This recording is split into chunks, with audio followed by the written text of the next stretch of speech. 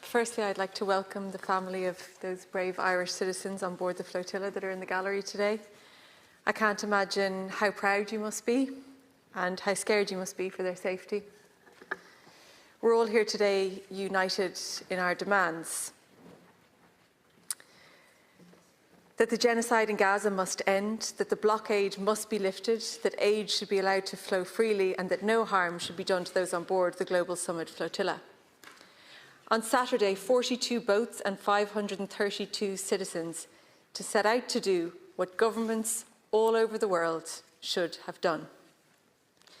Every person on board those boats, including Senator Chris Andrews and Deputy Barry Heenahan, are there with the understanding that their lives are at risk, knowing that there is little Israel won't do to retain their stranglehold on Gaza.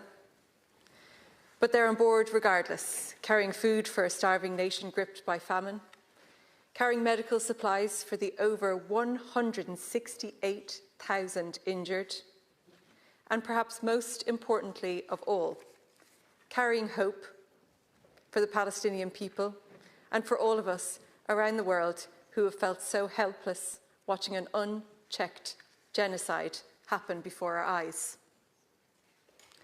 If the flotilla succeeds, if they reach the Palestinian people, that moment would be one of utter strength and humanity. It would puncture the feeling of powerlessness that has gripped so many of us, and it would be all too clear that ending this conflict is possible. That is why Israel is fearful of the flotilla, because Israel sees peaceful acts of resistance as a threat. All oppressors do. The flotilla is currently around 210 miles from the coast of Gaza and only 60 miles out from the so-called Orange Line, beyond which Israel have been known to intercept boats and kidnap those on board in complete violation of international law. So this is the crucial moment where those on board need our help, need the eyes of Ireland and the world on the flotilla, because witness is protection. This is not just about the safety of those on board the boat.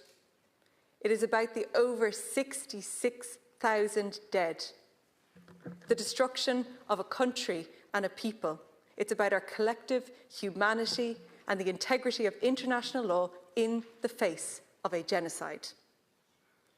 I'm appealing to the government to use every possible means that we have to act in support of the flotilla, to engage with the Italian and Spanish governments whose navy is currently providing protection from illegal drone strikes, to urgently send a humanitarian mission in case of risk of injury to Irish citizens, to work with other countries to arrange an urgent observer mission, to ensure international pressure is brought down on Israel to let the flotilla proceed safely, to work as hard as we can to provide hope and support to the Palestinian people.